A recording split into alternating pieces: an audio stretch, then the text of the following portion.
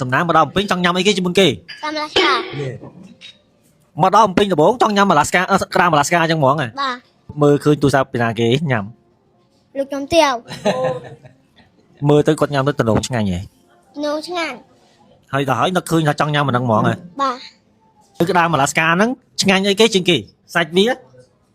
កន្លែងណាចំណុចកន្លែងណាដែលឆ្ងាញ់ជាងគេ អត់ដឹងមកបានញ៉ាំផង សំណាង បាទ ពូសួរមួយណា បាទ មិនសមមិញដល់ពេលមកដល់ភ្នំពេញភ្លាមមានក្រុមការងារគាត់បានបង្ហោះវីដេអូមួយបាញ់ឲ្យបាញ់វីដេអូឲ្យពូ បាទ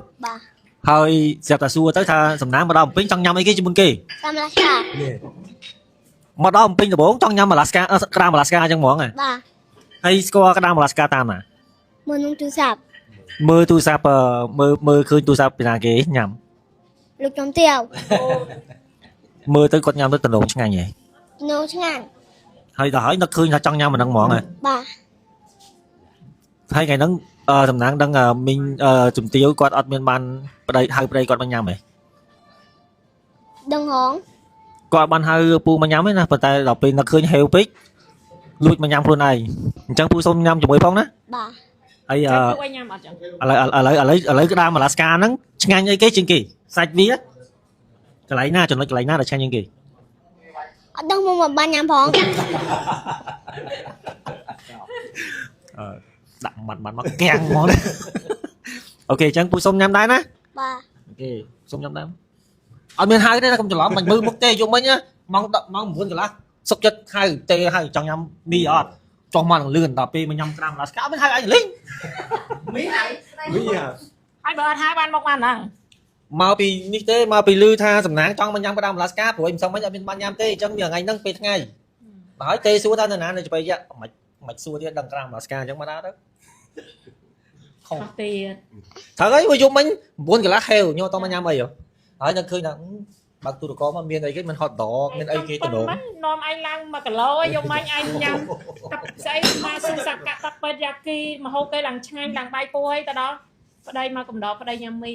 ហើយបើអត់កំដរប្តីសែតទៀត ដល់ទៀតដាក់មួយឆ្នាំទៅ ហើយបើយើងអត់ញ៉ាំកំដរប្តីក៏ប្តីសែតដែរអញ្ចឹង ចាមែនទេ ចឹ ដោយ ង សារ មានសុខចិត្តធាត់ ដោយសារញ៉ាំមីហ្នឹងនៅផ្ទះហ្នឹងតែធ្វើអីញ៉ាំនៅចក្រានហ្នឹងវាឯកាពេកម្នាក់ឯងដល់រកអ្នកកំដរដល់ពេលមកកំដរហ្នឹងលយកមួយឆ្នាំទៅបាត់ហើយខ្ញុំបានមកចពេច ខ្ញុំឃើញវីដេអូអ្នកមី អូខេអញ្ចឹងសំណាងញ៉ាំក្តាមអាឡាស្កាសង្ឃឹមថាចូលចិត្តណា បាទ អូខេនំពុនខូចយកម៉ោង9ជាងហើយគ្លៀនមីដាក់មីហើយ ខាងប្រពន្ធស្គរ តែសំខាន់ពុនយកមួយឆ្នាំដល់បេះបានបន្តិច ប្រពន្ធទៅចិត្តក្តៅវិញ ឥឡូវមានពុកម៉ែបងប្អូនណាខ្លះដែលថាពេលម៉ោង9កន្លះហើយគ្លៀនមីហិលហើយពពោះសង្សារឬក៏ប្តីឬក៏ពពោះប្រពន្ធទៅញ៉ាំជួយដាក់ខមមិនផងពួកខ្ញុំវិញឲ្យតែឃ្លៀននឹងពពោះហើយប្រពន្ធសំខាន់ចូលចិត្តទៀតហ៎បើមែនទេសំខាន់ឆ្ងាញ់ហ៎ ជាតិតែទៅឆ្ងាញ់ខាត់ជាតិទៀតបាទ មីហិលមានអីនៅក្នុងទូទឹកកកយកមកឆ្នៃទាំងអស់ចូលរួមញ៉ាំមីហិលពេលយប់ថតទាំងអស់គ្នា